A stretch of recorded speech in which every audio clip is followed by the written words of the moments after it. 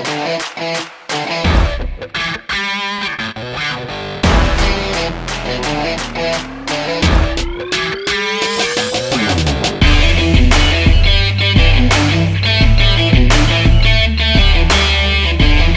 my name is Sarah Rae. Welcome back to my channel. I hope you all are doing well. Today we are going to continue talking about chronic pain.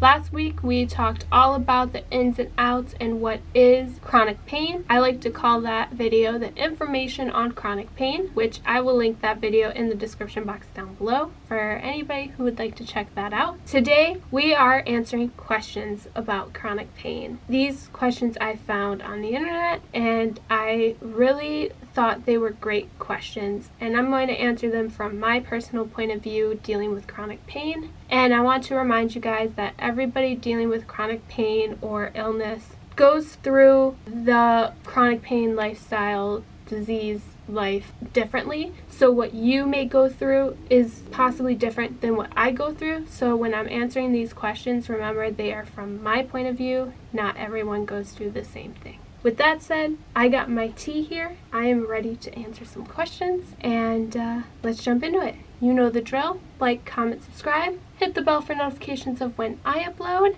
and let's start looking at these questions. Questions time. Here we go. Number 1 and 2, I'm going to lump together because for me, they kind of weave together. They kind of go together for me. So number 1 is how do you get through severe flares? And number 2 are what are some tips and tricks for dealing with pain other than painkillers?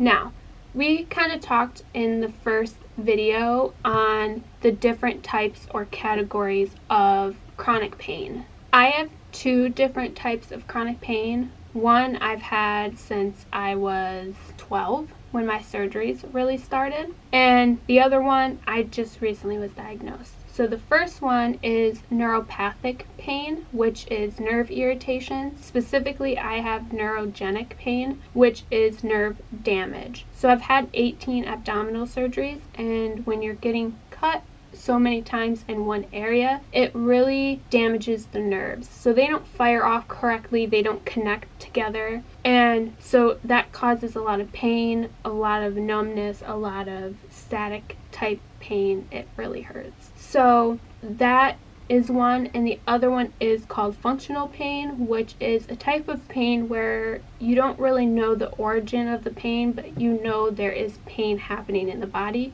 For example, fibromyalgia, which is what I was recently diagnosed a few months ago. And so dealing with those 2 pains, I found just ways to cope with them. Chronic pain flare-ups are gonna happen. There's just no ifs, ands, or buts about it. So it's finding what works for you. And first of all, a tip and trick is coping skills. And the 2 best coping skills I can give to you is effectiveness and please. So effectiveness is doing what works for you at the end of the day with what you're going through. So that I feel like I have something in my eye. So that don't mean pushing yourself to the limit.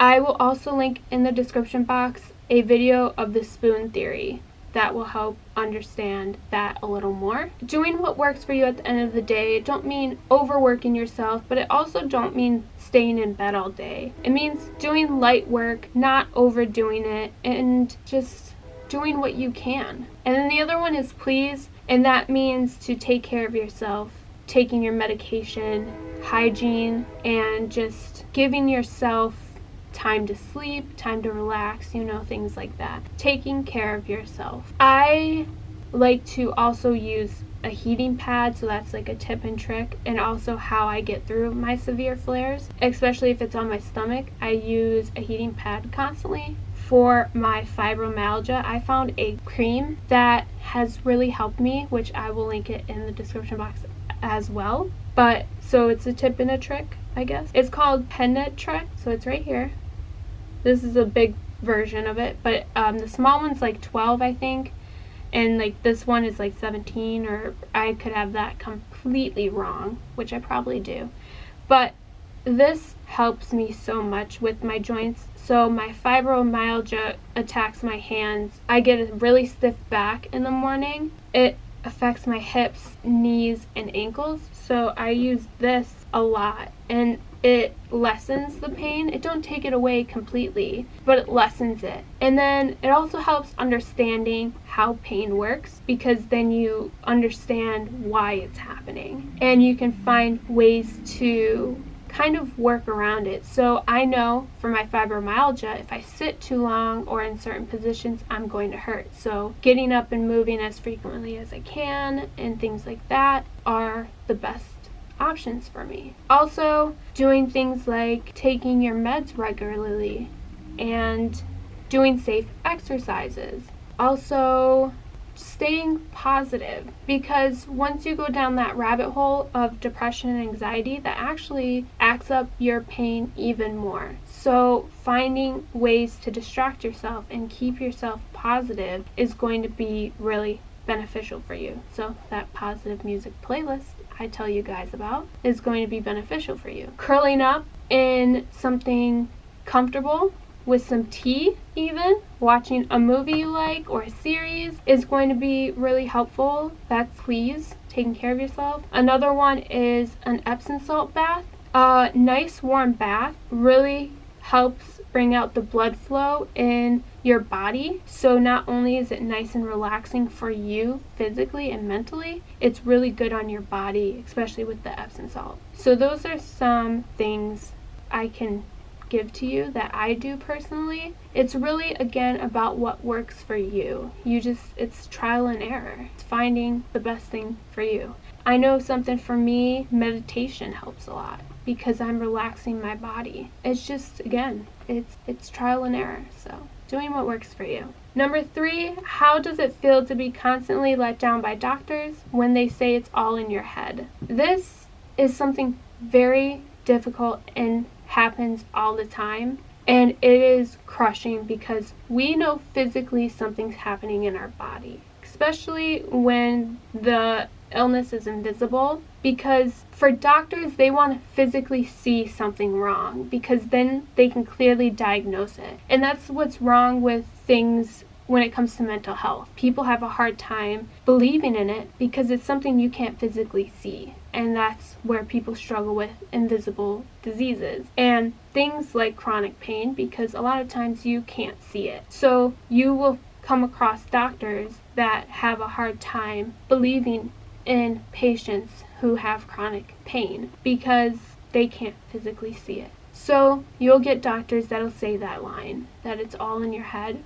When it comes to chronic pain, though, we talked a little bit about this again in our first video, that your cells and fibers in your nervous system become more active because of how the chronic pain has warped the cells and fibers, has changed them, remodeled them, and they become more active. So when you touch something, normally a hot stove, for instance, your cells and fibers will read it. It'll go straight to the brain. The brain will recognize it as pain, send it back down to move your hand. Somebody with chronic pain, you may touch this desk that I'm using and it'll read as hot, pain, and your brain will say you're in a lot of pain, and that'll happen. Sometimes that happens a lot, but sometimes you are in really, it don't make the pain any less severe.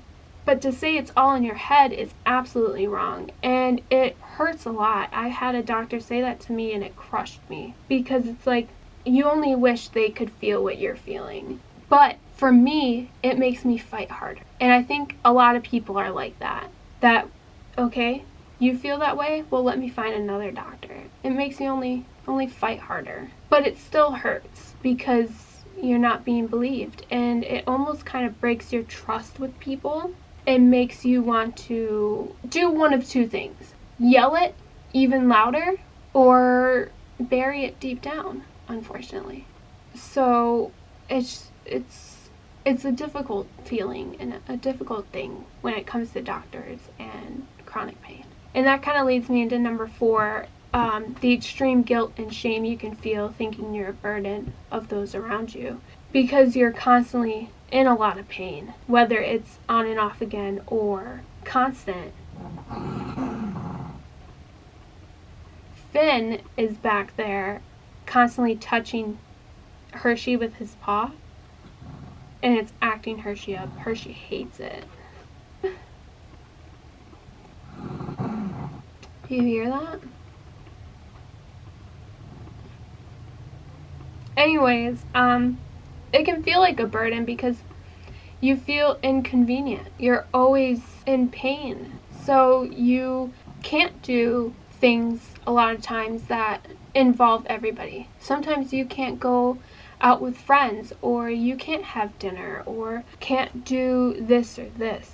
And there's times where you can't even get out of bed. So you feel guilty and you feel shame and you feel just like a burden.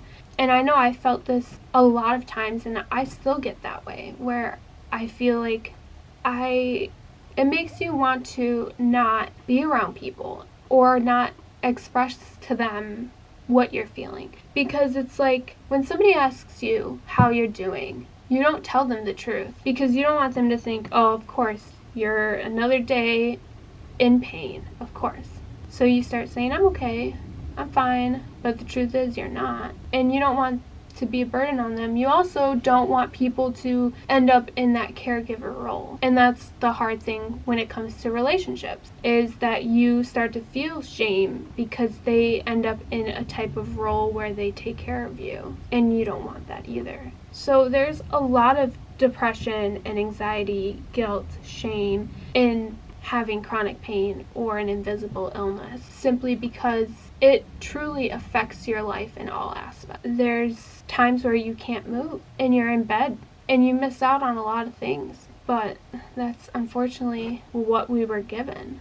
Number 5, talk about how to stay positive even when it's mentally draining. So again, it is mentally draining because you feel all these emotions and then your body is physically fighting all the time. Kind of like I told you, I'm in a Crohn's flare right now. So you feel exhausted. And when you're in pain, your body's overworking itself too. So you feel exhausted, not only physically but also mentally, because you are trying to stay a human and not be a shell of yourself and just fade into the back of who you are and deal with the pain. So finding reasons to stay here and continue is very important. And when you deal with it so long, you find those things. I feel like staying positive is so important when you have chronic pain.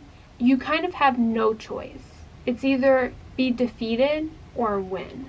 I choose to not let my chronic pain define me and be in the forefront of who I am. And I think that's a very important thing to know, that you can't let it be who you are. You can't let it control you. Even though a lot of times it may, and it may be like, yeah, you ain't doing nothing today. Well, that's gonna happen. But you can turn it around and make it, oh, well, I may be in pain, but today I'm going to paint my nails and I'm going to take a bath and I'm going to make it a me day. And you can stay positive that and you can stay positive that way. And drink some tea or coffee, whatever you like, some wine, I don't know. But it's just listening to music and doing things that you love. People think we can't do anything, but that's not true.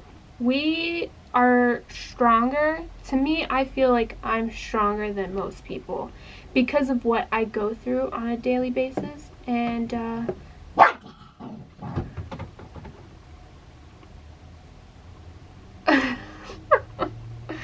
because of what I go through, you adapt. And that's the big thing. You adapt all the time. You just, it's kind of like a mechanism for you that I don't know how to explain it really.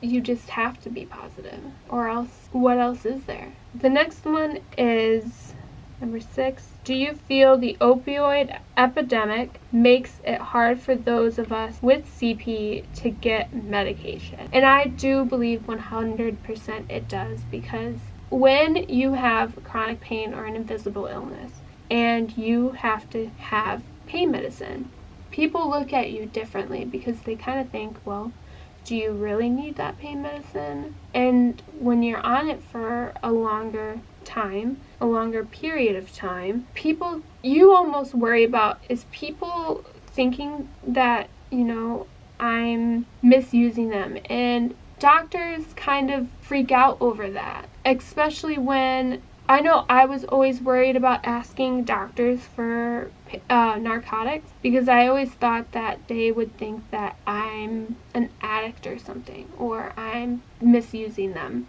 because of people who do that. And it actually makes it really difficult for people like us who need it to get it. And that happens in a lot of instances. People make it difficult for people who need it to get things, and that ain't fair. Just like people who cry, like do a, what's it called? Like the lone wolf? Like cry wolf. That's it. People who cry wolf. And then when people actually need it, they're not there for it. I feel like that happens a lot. And it makes it really hard for people to get what they really need when they actually need it. So 100%, I feel it does make it hard for people who actually need it. Number 7, have you overcome the barriers that chronic pain has that society puts on us? Some days I feel like I overcome those barriers. I know in my past I feel like I have, when I was more active. I did wrestling, I tried out for So You Think You Can Dance, I've done jujitsu, things like that, which is out of the norm for people with chronic pain or even with an ostomy bag, which is stuff that I like to do, is do things that people say, oh, you can't do that, you shouldn't do that, because I feel like that's a challenge. And why can't I? There's no reason why I can't do that stuff. Because I'm sick, because I have an ostomy bag, because I deal with pain all the time, nausea. That don't mean I can't do what you can do. Actually, to me, that means I can do it better than you because of what I do deal with. It makes me, for me, because of what I've gone through, it makes me work 10 times harder, because I feel like this was my mindset when I was working. I had to work 10 times harder than everybody else, which I didn't mind because I love working. But I felt like I had to because I was out a lot. And for them to not fire me, I had to be one of the best aides. So they could be like, but she's incredible. I don't want to fire her just because she misses days because of her illness. And I feel that way about a lot of things. Just because they say we can't do things, I can do them 10 times better than other people, because I push myself harder because of what I go through to prove to people. Just because I deal with this stuff don't mean I can't do things. So I do believe I overcome some barriers that society puts on me, and then sometimes I don't, because sometimes you get sucked into that world. I think it's half and half. And last one is number 8, and it kind of goes along with that question. Do you still lead an active lifestyle? Not so much lately. How do I put this? I think the last few years I've just been sick more, so it's been harder for me to lead an active lifestyle. So maybe the past 3 years has been a lot more difficult for me, physically and mentally. So I haven't been able to lead a real active lifestyle like I'd like to, like exercise and stuff like that. But I'm trying to get back into that, because I feel like if you don't do that stuff, your body is going to wear down, and I don't want that. So I'm working on changing that. Those are the questions I found on the internet that I really like. Let me know your guys' opinions on some of these questions. I'd love to hear what you guys would think of these questions, or answer yourselves on any of these. I'd love to hear your guys' side of it. But yeah, thank you guys so much for watching. If you guys have any questions, leave them in the comment section down below, and if we get enough, I will make a third part technically, but a second part to the questions side.